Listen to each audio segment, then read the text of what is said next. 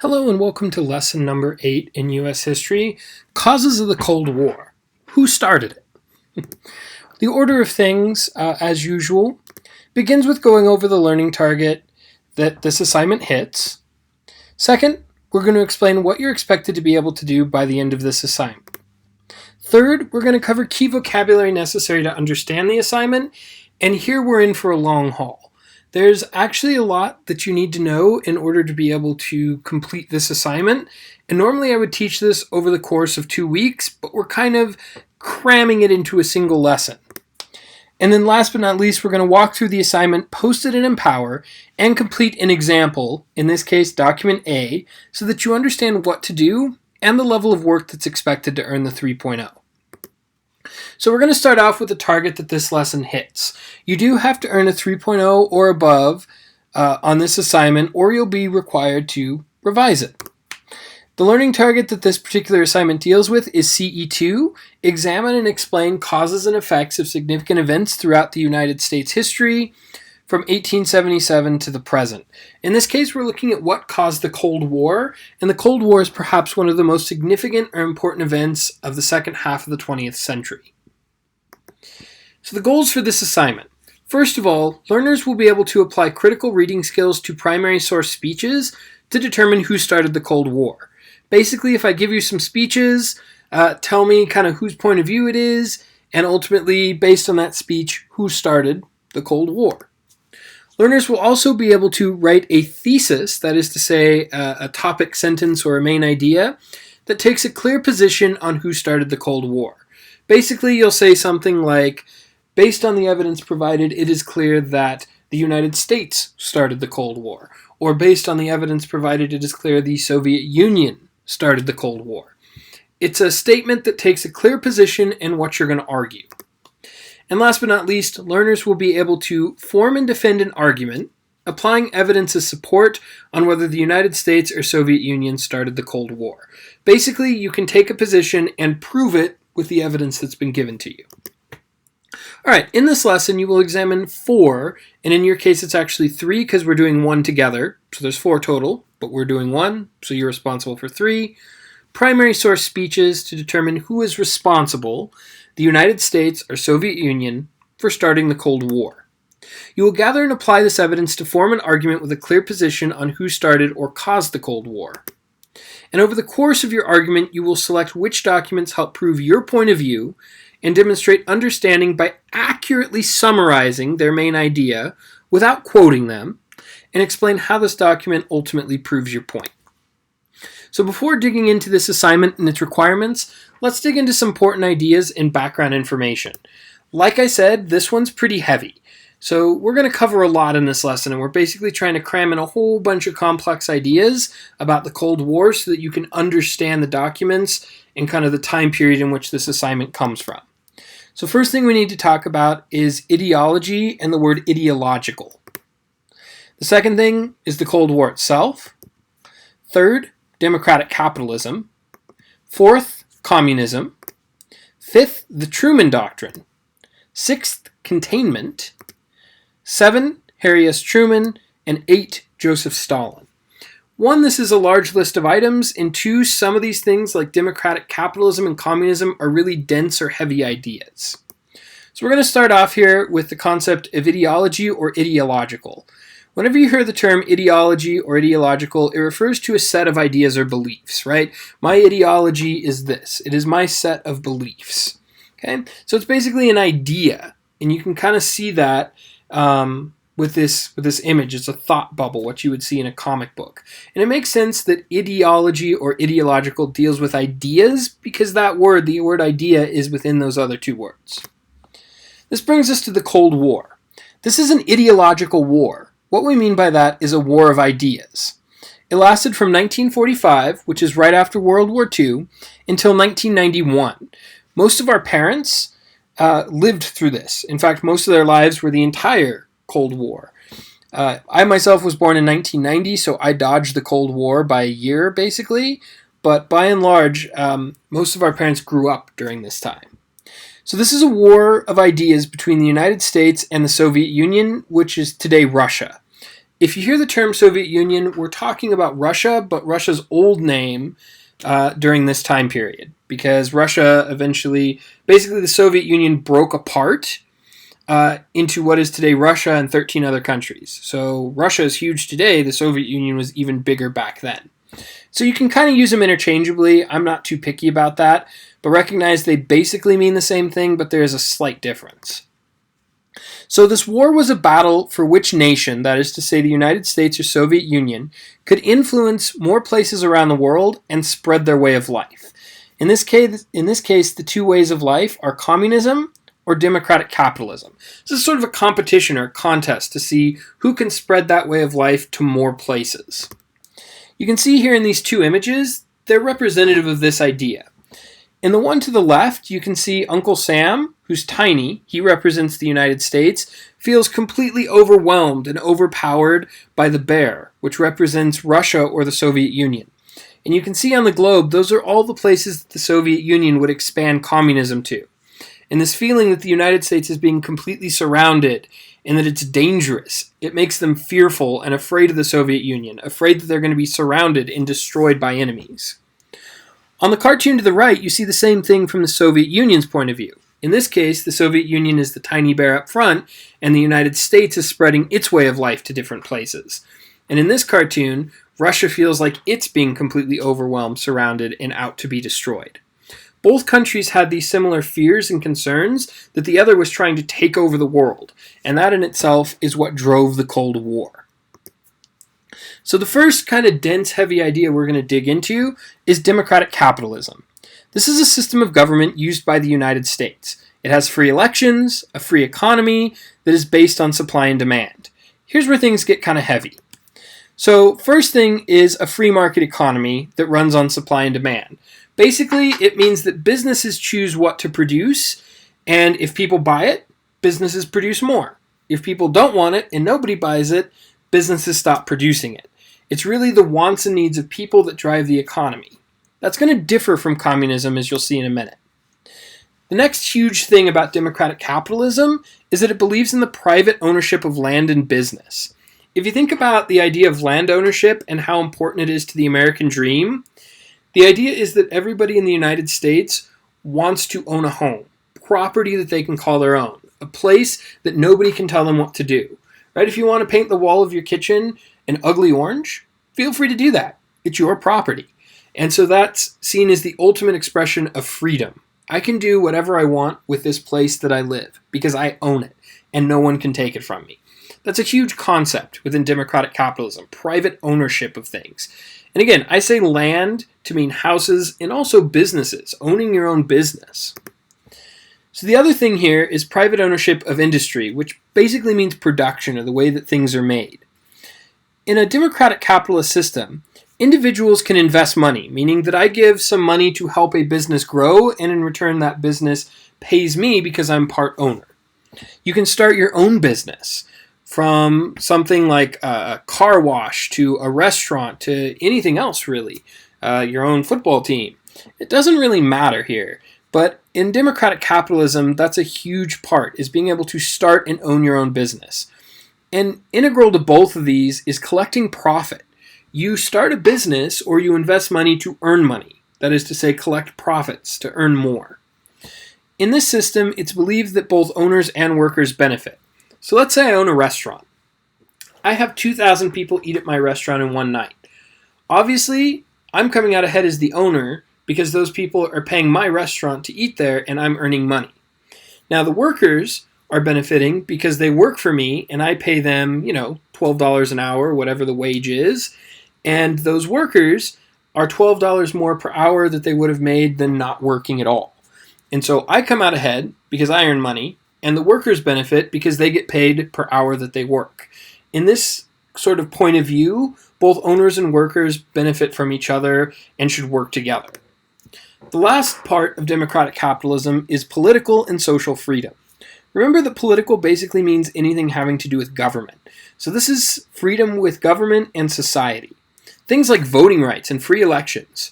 Right? We have a presidential election coming up here. All citizens have the right to vote. That is something that democratic capitalism treasures, the ability to vote and have a say in your government and the rules that govern you. With this also comes social freedom, things like freedom of speech, being able to speak out against things you think are wrong or having your own opinion and not being punished for it or thrown in jail. Freedom of the press, meaning that you can print whatever you want in newspapers and not go to jail or have it shut down or suppressed. Or how about freedom of religion, right? Believing whatever you want to or subscribing to whatever religious set of ideas appeal to you most and not being told you have to be one religion. And last but not least, freedom of choice. The ability to choose who you want to be, how you want to dress, what your interests are, what you want to do for a living, right? In some instances, the government can tell you you are going to be a shoemaker, but that is not the case with democratic capitalism or life in the United States. We get to choose what we want to be. And that brings us to communism, which is the total opposite of democratic capitalism. This is a system of government with zero political freedom. That means no free speech, no free elections, and they have what's called a command economy. And if you think about it this way, command is when you order something. And so this is when the government orders the economy to do certain things, right? So basically the government controls everything, and there is no supply and demand. So here's what this looks like. First off, a command economy is central planning. The government plans everything. In the example before, with democratic capitalism, businesses produce things that people want and quit producing things that they didn't want. In the case of a command economy, let's say the government orders 20,000 shoes to be made, but you only really need 15,000. Now you have basically 5,000 shoes that are sitting there. Nobody wants them. Nobody needs them. You've wasted the man hours to make them. You've wasted the materials to make them, and they just sit there. In a supply and demand economy, when people quit buying shoes, the business stops producing shoes. And so you don't waste the labor, you don't waste the resources. And so a command economy is literally when the government orders businesses to produce certain things in certain numbers. Right? They order the economy around. Second thing here is they don't believe in private property. They believe that property should be owned by the community or collectively, hence the term, hey, communism. Communism, community. Right? So government owns all land and property, and they decide how best to use it. The concept in communism is that everybody should be equal. Rather than some people owning a house or owning property, and some people not being able to either afford it or own it, this creates a fairness or equality in society. Right? But in exchange, the government owns the land that you're on. If they order you to leave, you have to leave. Let's say they want to build a road, and your house is right in the way of that road. Because you don't own your home, you have no rights. The government can literally order you to move because they own the land that you're living on. This means that nobody benefits or earns money from their land or property, as you would in democratic capitalism, but there's some serious trade-offs here. Next up is the means of production. These are also collectively owned or owned by the community. This is when we start talking about industry and business. In a communist system, government owns all business and industry and resources, and the government is the one who decides how best to use them. Nobody can own any resources or businesses because, again, everybody is supposed to be equal. If one person owns a business or owns resources, they can earn more money and become wealthier off that than people who don't. And so instead of giving that to the individual to earn money and get rich, it stays within the power of the government. And there's this fundamental belief that owners exploit workers. So in the last example with democratic capitalism, we talked about how I owned a restaurant and somebody worked for me. I earned money from the restaurant and the other person got paid per hour for working for me, and we were both better off. In communism, there's a belief that owners take advantage of workers. So going back to that same example, I own the restaurant and I earned thousands of dollars that night from 2,000 people eating in my restaurant. I made a lot of money. My worker made $12 an hour for, let's say, 6 hours. So what? That's $72 they made? I made thousands of dollars. The worker did most of the work, right? They waited the tables, delivered the food, cleaned the tables, and they made $72. They're seen as a situation where owners take advantage of workers, that owners don't pay workers enough, that owners benefit for sitting on their butt and doing nothing while workers do all the hard work and see very little for it. That's the communist point of view. And again, this is the same situation, the same restaurant, it just depends on how you choose to look at it. The last thing is that there's limited political and social freedom, and dictators themselves fear freedom. Almost all communist systems have a dictator, one guy who decides everything, and they fear freedom. Because when somebody starts speaking against the dictator, when somebody exercises freedom, either printing news stories about how terrible they are or speaking about how terrible they are, it leads to dissent, riots, overthrow, and so dictators really hate freedom and want to take it all away. So what you end up with in a communist system is single-party elections. In our country, we have free elections. You get to choose between Republicans and Democrats. They represent different ideas and different visions of how we want to move forward. In a communist country, you have the choice between, hey, Communist A and Communist B. They believe the same things, but they have a slightly different face. Next up, government controls all of media and the press, and it's punishable by death. Every video, every movie, everything you see or read is basically monitored by the government, and they decide, is it acceptable for you as a citizen to see and watch? This way, undesirable ideas or dangerous ideas, things that criticize the government, things that don't have the values the government believes that society should hold, are basically banned, blocked, or destroyed.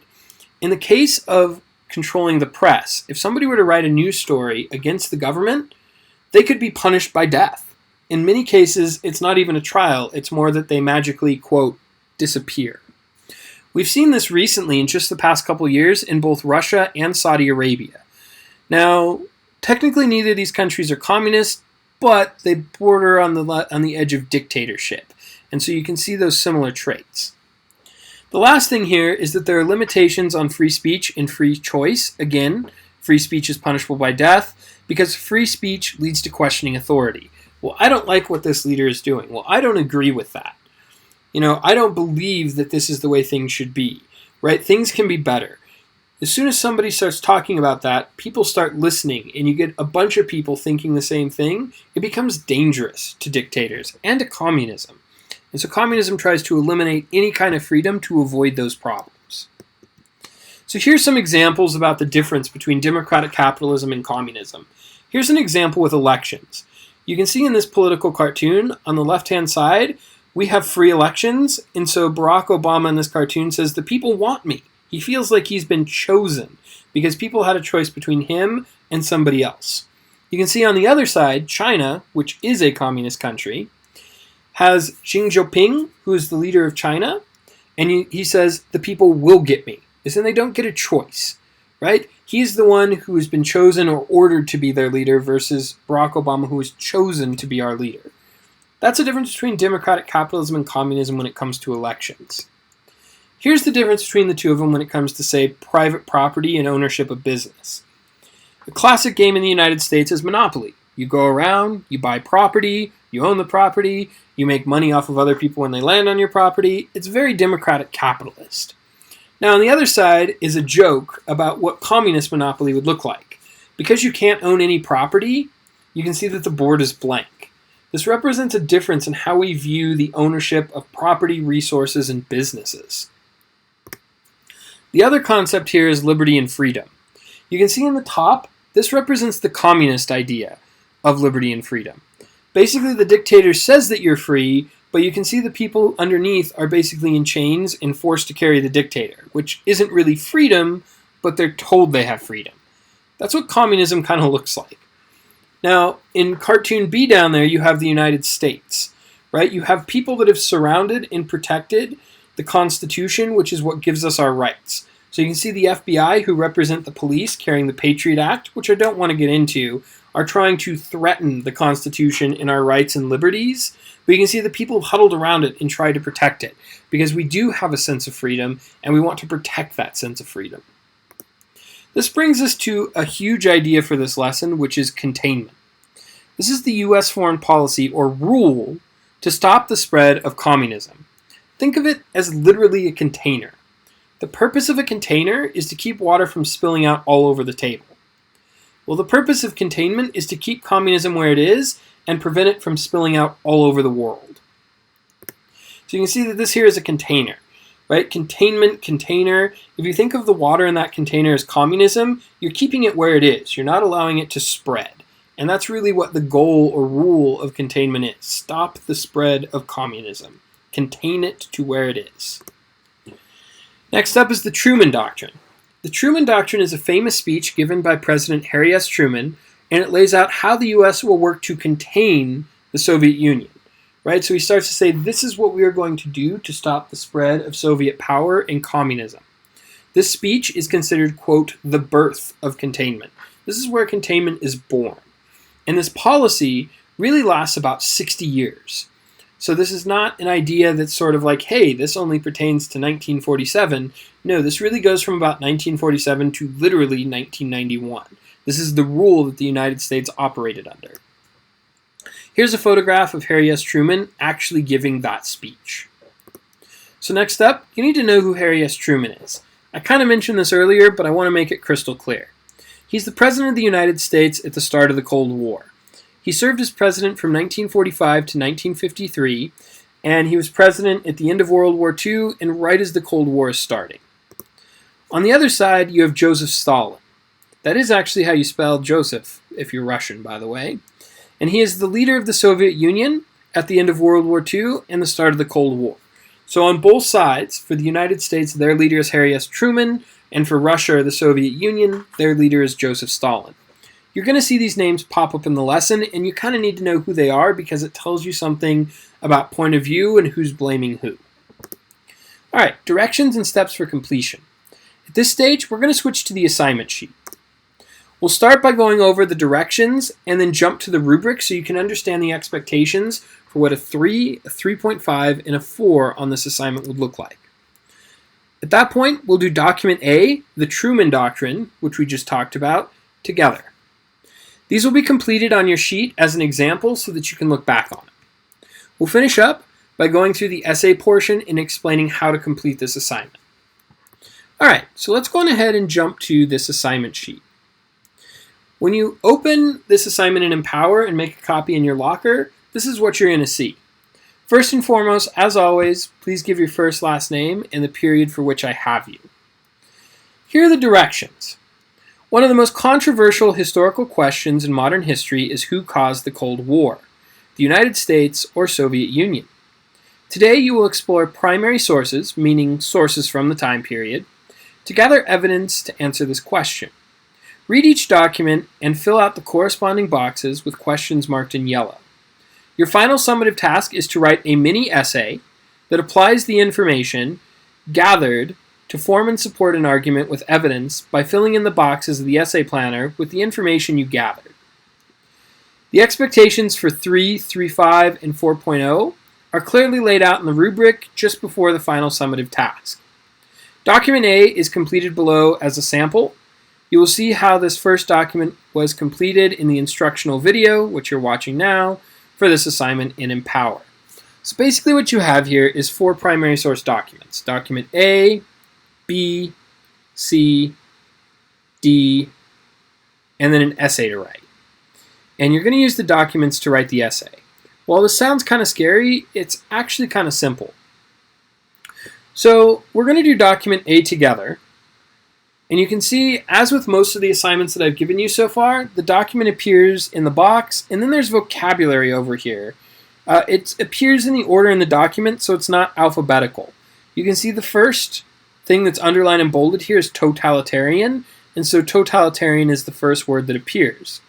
The last word is pressures, and you can see that down here, it looks like it got cut off.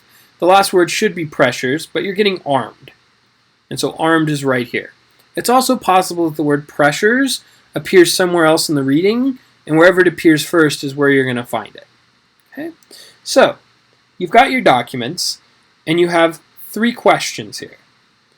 For a 3.0, accurately describe the content or main idea of this document. It asks you to describe it, not to quote it. I want to know that you can summarize or describe the main idea. In your own words, what does the document say? The other thing that you're required to do for a 3.0 is explain how this document helps you answer the question, who started the Cold War? So when I look at what the document says, how does it help me understand or answer that particular question? And then down here for a 3.5, it says explain one thing about the document that the document does not tell you and how it explains why the document says what it does. For example, how does who wrote this document shape what it says? Right? If this document is written by an NBA player versus a famous politician, they're going to say two different things. And how does who it was written by help explain what it says? 2, you might explain how when it was sort of made helps explain why it says what it says. Classic example here is Pearl Harbor. A document produced before Pearl Harbor may not be anti-Japanese, but a document produced after Pearl Harbor is going to have some anti-Japanese feeling in it. When a document is written is just as important as what it says or who wrote it. Number 3, who is the intended audience for this document and how does that shape what it says? There's a speech that I often teach from the 1890s in which the president is speaking to a church congregation. During the speech, he talks a lot about God and how God sees things. It makes sense that since his audience is a bunch of people in a church, that he starts talking about God. You want to, for this one, take a look at what does the document say and how is that document tailored or shaped around who the audience is supposed to be. How does this document meet the desires or demands of the audience? Number 4, what is the document's purpose? Why was it created? 5, what point of view does the document reflect? 6, does the document reflect any bias? If so, how? And finally, 7, what does the author choose to leave out and why? Basically, you're asked, if you look at the top here, to explain one of these things about the document. The document will say nothing about any of these. You really have to read between the lines and figure them out for yourself, and that's why it requires the 3.5. Okay? So you can see here that all the other documents are here, and then we come to this, and it says stop. Read the rubric below to understand the expectations for a 3 and how to earn a 4.0, then complete the mini essay below. I'm really just interested in talking about the 3.0 here. You can take a look at what's required for a 4, and basically if you don't meet the standard for a 3, then you're getting a 2. So the first things first, there's 1 point for the thesis. The student will have an argument that clearly responds to the question. Recall the question is who started the Cold War? Asked without repeating the question and is provable based on the evidence provided without using I. So what this means is that you basically have a topic sentence that takes a position on who started the Cold War. It is clear based on the evidence the United States started the Cold War. You're not allowed to use the word I here because that's very middle school. So you can't say something like, I believe the United States started the Cold War. You can see that if you use I believe or I think, right? I think the Soviet Union started the Cold War. That's an automatic 2. So the best example I can give you is based on the evidence. It is clear that blank started the Cold War. That'll get you that point pretty much. Okay. Next up is content and evidence. To earn this out of 3, the response accurately summarizes rather than quotes the content of at least 2 documents. So you're given 4 documents and we're doing one together. To get a 3 in the essay, you only have to use 2. If there are 2 documents that you don't understand, that you're like, I've read this 100 times, it makes no sense, don't use them. You can still get a 3 by using only half the documents. The key here is that 1, you must be accurate, meaning what you say is correct. It's not inaccurate, a lie, or not true. And it's important that you summarize, right? I want to know that you understand what these documents say in your own words, and you're not just quoting what it says. Honestly, I can't tell the difference as a teacher when a student quotes the document. I don't know if they really understand what it says, or they just picked some words and said, oh, this looks good. That's why I require you to explain it or summarize it in your own words. Next up is the analysis and reasoning piece. A lot of students really struggle with analysis and don't understand what analysis is. This assignment really helps you understand that pretty clearly. Basically, the response clearly explains how at least 2 documents' contents are proof of evidence for the thesis or argument. So not only do you tell me, hey, here's what the document says, but then you go on to say, well, this is why it proves that the United States is at fault, or this is how this document shows the Soviet Union caused the Cold War. You don't just tell me what the document says, but you also explain what it means, or how it helps you answer the question. Which, by the way, remember that you're asked to do that. How does this document help you answer the question? If you start to include that in your essay, you're basically doing analysis. Again, this has to be done for 2 documents. So you're describing the content of 2 and explaining how those 2 prove your point or your case. You can see here that the inference point is simply not required for a 3. If you want the 3.5 or the 4, you have to do the inference. In this case, response includes 2 accurate inferences and accurately explains how each inference shapes what the document means or says. By the way, that's this bottom box down here. If you do this successfully for 2 documents and include it in your essay, that's how you're going to get that 3.5 or a 4. In terms of the difference between the 3.5 and a 4, it's pretty basic to me. If you have at least one item in the 4.0 column, and all the others are at least a 3, that's the catch, can't have any in the 2, that's a 3.5. You're somewhere between a 3 and a 4. If you have at least 3 of these in the 4.0 column, meaning more than half, then you've earned a 4.0. I'm not expecting perfection. You don't have to get all 4 of these into the 4.0 to earn the 4.0, but you need 3 out of 4, a majority. That means that 1 or 2 out of those is a 3.5. Basically means you split the difference. You're either at the 4, at the 3, or somewhere in between. All right, so let's go ahead, go up and take a look and work through document A, and then we'll take a look at how to actually write the essay. So here's document A, which is the Truman Doctrine. I apologize, but in order to put these into a Google Doc, it has to be an image. So I can't really set this up to where you can go through and edit it. And I apologize because I'd really like you guys to be able to highlight stuff, but it just doesn't work that way. So document A is the Truman Doctrine. This is presented in a speech to Congress on March 12th of 1947. Here's the speech in the box. The people of a number of countries of the world have recently had totalitarian regimes forced upon them against their will. The government of the United States has made frequent protests against coercion and intimidation. At the present moment in world history, nearly every nation must choose between alternative ways of life. The choice is too often not a free one. One way of life is based upon the will of the majority, and is distinguished by free representative government, free elections, guarantees of individual liberty, freedom of speech and religion, and freedom from political oppression. The second way of life is based upon the will of a minority, forcibly imposed upon the majority. It relies upon terror and oppression, a controlled press and radio, fixed elections, and the suppression of personal freedoms. I believe that it must be the policy of the United States to support free people who are resisting attempted subjugation by armed minorities or outside pressures. So this is part of Truman's speech, and it's pretty heavy and difficult to understand. This is why you can see that we've broken it down and included definitions.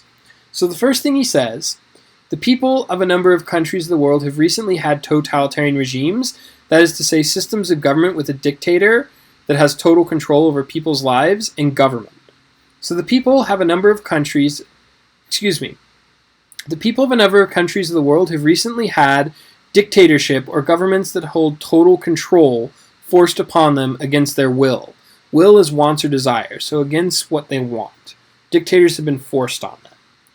The government of the United States has made frequent protests, which is like often spoke against or complained against coercion, which if you look over here, getting someone to do something. So we've spoken often against these governments forcing people to do things. And intimidation, which basically means scaring or threatening somebody. We've often spoken against people around the world being forced to do things by their government or being threatened or afraid of their government. At the present moment in world history, nearly every nation must choose between these alternative or different ways of life. What he's talking about here is really democratic capitalism and communism. That nations must choose between these alternative or different ways of life. And he goes on to say, the choice is too often not a free one, meaning people don't really get a choice. Their government forces it upon them. We are going to force you to be communists. Right? You want freedom? Too bad. You're a comrade now. And so that's what he's saying. Right? We've often spoken against this, and that people are forced to choose between these two ways of life, and in many cases people don't really get a choice. The choice is made for them and forced upon them. Here he goes on to describe democratic capitalism, almost exactly as I did. One way of life is based upon will of the majority, so that is to say the choice and power of most of the people. and is distinguished, sort of separated or described as, by free representative government, free elections, guarantees of individual liberty or freedom, freedom of speech and religion, and freedom from political oppression. Basically, he describes democratic capitalism, right? One way of life is our way of life. The second way of life is based upon the will of a minority, that is to say, a small group, or in this case, a dictator or communist party, who forcefully imposes or forces their will or way of life on the majority, on everybody else. It relies upon terror, right? Making people afraid, and oppression, holding people down, controlling people. A controlled press, right? Managing what news says and what the newspaper prints. Managing the radio. Fixing elections. And in this case, fixed means like rigged or controlled. And the suppression, that is to say, putting down of personal freedom. I believe, and this is the key part right here, I believe that it must be the policy of the United States to support free people who are resisting, that is to say, fighting, attempted subjugation, which if you look down here means under the control by force. So it should be the United States' job to support free people who are fighting governments who are trying to take control of or control their citizens by armed minorities or outside pressures. Basically, the main idea here, and in fact we might as well just do this, right? Accurately describe the main idea. I mean, I think first and foremost, President Truman believes that people around the world have choice on which way of life they want. Democratic capitalism.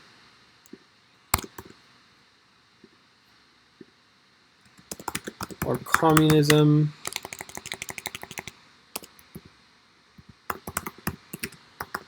But in many cases, the choice is forced upon people. Let me read that, make sure it sounds good. President Truman believes that people around the world have a choice on which way of life they want, democratic capitalism or communism, but in many cases, the choice is forced upon them. Truman goes on to explain he believes that the United States must help those fighting for their freedom, rather than help, must support those fighting for their freedom.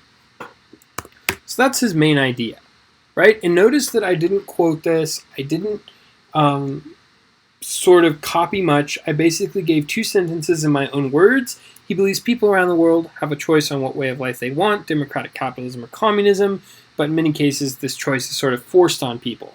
Truman goes on to explain that he believes the United States must support those fighting for their freedom. Right? We must help them resist attempted takeover or subjugation by armed minorities, armed meaning having weapons, right? So if the communists have weapons, we must support those that are being taken control of by giving them money and weapons to fight against communism. Okay? So, explain how this document helps you answer the question, who started the Cold War? Well, I think that this tells us that Truman believes, so let me put it this way. Let me actually even do it this way. According to document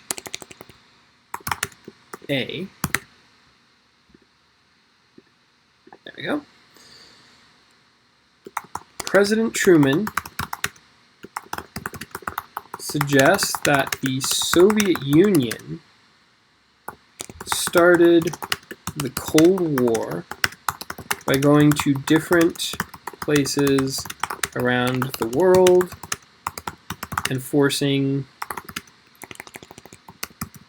them to be communist.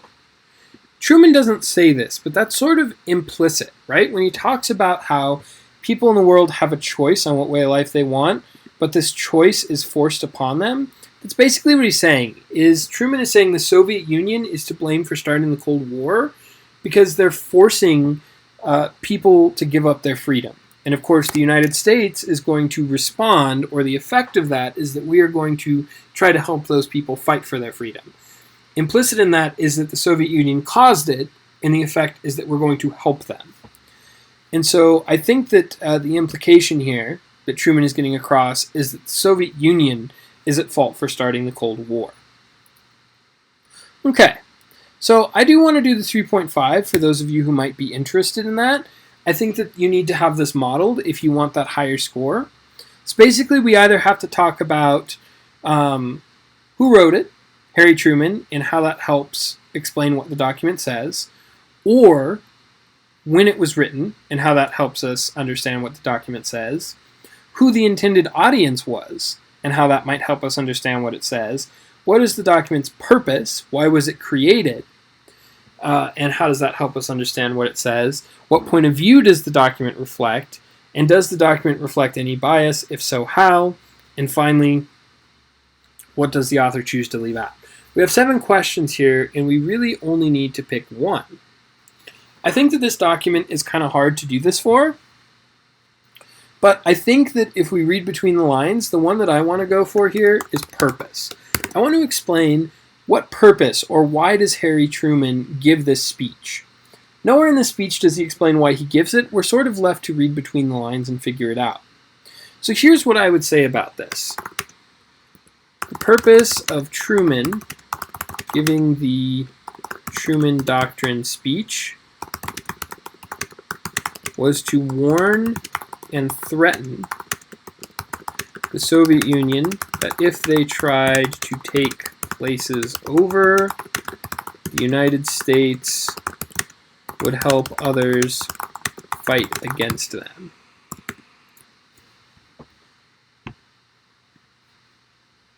And so I might kind of make a note of this. I don't know if I want to include this in the future, but basically Truman is saying the United States is prepared for war against the Soviet Union and communism.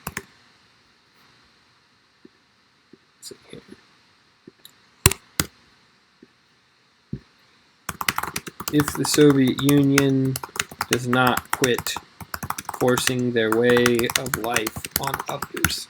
I think that's really his purpose here. And nowhere in the document does it say this, but I believe that he gives this speech to sort of warn or threaten Russia. He's like, look, Russia, if you don't stop this, if you don't stop spreading communism, the United States is going to be there to stop you. We are prepared to fight you. We are prepared to help those who are resisting you fight you. We're, I think, implicit in this, right? Between the lines, we're going to give them money. We're going to give them guns. We're going to help them protect themselves. And so this is what I would sort of offer. Okay? So I've done document A for you. It's your responsibility to do documents B, document C, and document D. So really you only have 3 to do here. We've already talked about the expectations for the essay, but let's talk about the essay itself. Okay? Basically, the essay is fill in the box. You don't even have to write the essay from scratch. You basically just fill in what the box says. So, directions. Fill out the organizer below to write a mini essay that forms and defends an argument based on the data you collected in the assignment. Some places require you to fill in blanks, others require you to rephrase or rewrite information that you have previously collected. Here, bolded and underlined, crystal clear. Please read the directions on the left-hand side carefully so you know what to do in each box. The correct use of 2 documents is required for a 3.0, inferences are required for a 3.5, and using all 4 documents with inferences earns the 4.0. Make sure to take a clear position and defend with evidence. So you can see in this box, here's what you're asked to do. Thesis or argument you are trying to prove. Erase and change the yellow parts, leave the non-yellow parts. So this tells you exactly what I want you to do. When examining, and it says erase everything in yellow and insert the main ideas from the documents, for example, how the Soviet Union acted at Yalta or Truman's speech to Congress in 1947, do not write document letters here. So basically I don't want you to say, when examining document A. I want you to explain what it is or something about that document that helps you answer it. So make sure that you include, make sure that what you include here actually supports your argument. and that what you say here are things that you're going to explain in the rest of your paper. It is clear that, insert the answer to the question, who started the Cold War, based on the evidence gathered. I'm going to go on ahead and pop some stuff in here, but I'm going to erase it and set it back the way you see it now for when you do it, because you may be making a different argument. So we looked at document A. So I could say, for example, when examining the Truman Doctrine, because that's what document A is. And I could rephrase that any number of ways. When examining the Truman Doctrine, when examining the birth of containment, when examining Truman's threats, whatever I want to say there. In this case, I'm just going to say the Truman Doctrine. When examining the Truman Doctrine, it is clear that, and if I go back up here, I had already identified, give me just a second here, that according to document A, it suggests that the Soviet Union started the Cold War. Now, right now, there are three other documents that could say the same thing or different things. So I'm making this argument based on one of the four pieces of evidence, but for the sake of how to do this, I'm going to go on ahead and insert that. So when examining the Truman Doctrine, it is clear that the Soviet Union started the Cold War. I don't need the started because it's already there. And so when I do this, in this case I've only done one document. This is key. You're asked to use two documents, so you will have an and here. When examining the Truman Doctrine and Joseph Stalin's speech to the Gulag, whatever it is that you're looking at, it is clear that. Okay? And just make sure that whatever documents you use actually prove the point of view that you're saying. So if you use document, let's say A and C, and they both blame the Soviet Union, great, you have an argument. If you use documents A and B and say that the Soviet Union is to blame, but document B explains or shows why the United States is to blame, you have an inconsistent argument, and you're going to be asked to fix that. Okay? So in this case, this is what my thesis would look like. All I had to do was fill in the blanks based on the information that I've gathered. This box asks you to finish the provided sentence starter by choosing a document that helps you prove your argument position and accurately describing or summarizing its content. So, in this case, the only document I read was document A. So I'm going to write here, document A reveals, and guess what? This is where this gets super easy. I can actually go back up here and use almost word for word what I've previously written. I might have to make some changes, but if I copy this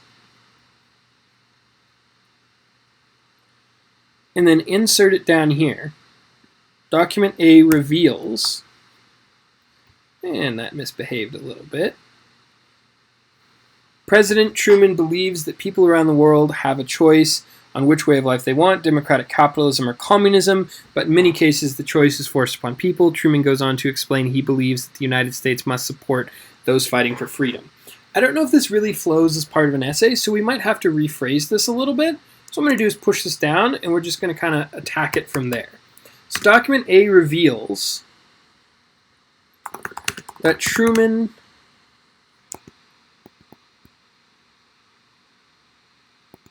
in fact, I think I could keep this part. I'm just kind of looking at this, figuring this out for myself here. So document A reveals that Truman believes, I'm going to get rid of that, believes people around the world have a choice on which way of life they want, democratic capitalism or communism. But in many cases, the choice is forced upon people. I'm going to put forced upon them because I've already identified people before. Truman goes on to explain he believes, I'm going to get rid of that, believes the United States must support these people who are fighting for their freedom. There you go. Basically, I have added two sentences to my essay that fit this, and what I'm doing is giving evidence for my point, which I'll show you here in a second. Okay? So, finish the provided sentence starter to explain how the document you picked proves the argument or position you took in your thesis. So in this case, document A proves my thesis because, and all I have to do, again, is go up here. Where are you? Sorry guys, takes a minute. It's kind of slow. Boom. Copy this. Again, I'm going to have to do some rewording. I can't just like cut, paste, and call it a day. But most of what I need is already here. Okay. So, document A proves my thesis because I can get rid of this part. It shows how President Truman suggests the Soviet Union started the Cold War by going to different places around the world and forcing them to be communist. This explains or proves my point. I've done analysis, right? I've basically already done analysis explaining why my evidence proves my point. And you can see I had to add a couple of words here and delete a couple of words up front to make it flow and make sense. But by and large, most of the work was done for me. Okay? For those aiming for a 3.5, make an inference about this document and explain how that inference shapes or impacts what the document says. Okay? Cool. So again, if I basically go up here, so slow. Feel like the Hulk. Too many stairs. If I go on ahead and copy this, and I can insert this down here again, and again, I'm going to have to do some work, right? I can't just copy and paste it directly and hey, I'm done. It takes a little bit more work, but I can go on to say, let's see what it says. The purpose of Truman's speech. I feel like I don't need to identify that. I just say, the purpose of Truman's speech was to warn and threaten the Soviet Union that if they tried to take places over, the United States would others help fight against them. I might tweak this a little bit. The United States would...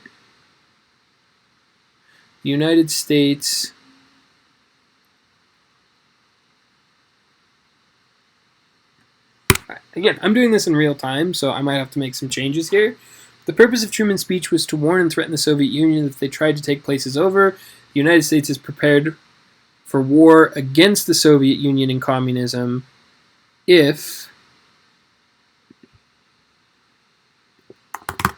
they do not quit forcing their way of life on others. That feels like a run-on. Let me see if I can break this into two sentences at some place. The purpose of Truman's speech was to warn and threaten the Soviet Union if they tried to take places over. The United States is prepared for war against the Soviet Union and communism. If they do, I'm just going to leave it. I don't know how I can break this apart because it's kind of a run-on, but at the same time, all these things fit together and I can't really separate out one. So I'm going to go on ahead and leave it. So basically, as part of my first paragraph ends up being 1, 2, 3, 4, 5 sentences, right? And I'm a huge fan of teaching you guys to write for purpose. Don't ever write more than you have to. Every sentence you write should serve a specific purpose, okay? So, here's my first body paragraph, basically. When examining the Truman Doctrine, and in this case, I've only done one document, but you would give a second document, so I'm going to omit this and. When examining the Truman Doctrine, it is clear that the Soviet Union started the Cold War. Document A reveals that Truman believes people around the world have a choice on which way of life they want, democratic capitalism or communism, but in many cases, the choice is forced upon them. Truman goes on to explain he believes the United States must support these people who are fighting for their freedom. Document A proves my thesis because it shows how Harry Truman suggests the Soviet Union started the Cold War by going to different places around the world and forcing them to be communist. The purpose of Truman's speech was to warn and threaten the Soviet Union that if they tried to take places over, the United States is prepared for war against the Soviet Union and communism if they do not quit forcing their way of life on others. I've basically written a really solid paragraph here that states my point, gives evidence to support my point, explain how that evidence proves my point, and then offers a little bit deeper thinking or deeper analysis, which again is for that 3.5 or the 4. So that part is not required. So really, for one document, I did 1, 2, 3, 4 sentences, right? And you can have 4 sentences in a paragraph if the sentences are good and they do what they need to do. So from here, you would go on, and if you said, okay, Well, the Soviet Union started the Cold War. That's your argument. You would need to find another document given to you, either B, C, or D, that shows the Soviet Union started the Cold War and start all over, right? Let's say it's document, I don't know, I'm guessing randomly here. Document C shows, and you would sort of move down your summary, fix it to make sense, and kind of flow as a paragraph, and then you would cut and paste that second part, right? How does this prove that the Soviet Union started it? And then if you're aiming for that 3.5, you would go on to give that inference. So here's the thing. Stop. If you are satisfied with a 3 or 3.5, you're done. You only need to use 2 documents for the 3. If you want the 4, it goes on to explain you have to do this for the other 2 documents, right? And so that's how you earn your 4. So for those of you aiming for a 3, at this point, once you've basically used 1 document, you're done. Now, I'm going to go on ahead and erase all this because you may make a different argument. Once you read the 4 documents provided, right, A, B, C, and D, you may decide the United States is to blame for starting the Cold War, in which case what I've written here actually argues against what you think. So I think it's important to go back and set this the way it was so that you have freedom to select which argument you ultimately want. So this is going to be kind of tricky, but I'm going to go on ahead and just keep going back, and you can see that all of these things that I did, all the things in yellow that were there, are returned to the way that they should be. Come on, there we go. All right, so that when you make a copy of this, you're free to insert whatever you need to. This is kind of a tricky and long lesson, and this will definitely count for a future learning target that deals with students constructing and defending arguments. I'm going to go on ahead and count this lesson for that because this is kind of a beefy lesson. I mean, this video has been extremely long, and there's a lot to it in terms of understanding the background and completing the actual essay part of the assignment. This is going to be a tricky lesson, and if you guys have any questions, please reach out by email. Please talk to me in class. Please shoot me a message in Empower because I want to help you understand this. I want to help you be able to do this. We can always get on Zoom together and kind of walk through this together and get you where you need to be. I recognize that this assignment is kind of challenging, but it actually counts for 2 learning targets. So there you go. Thank you guys for joining us this time. The next lesson, I don't know what it is offhand, so I can't announce it, but it will start a new learning target. So while the last 3 lessons have all dealt with causes and effects, the next set of learning targets will deal with the next assignments will deal with a whole new learning target. Sorry for the length of this video, guys, but I hope you found it helpful. Thanks.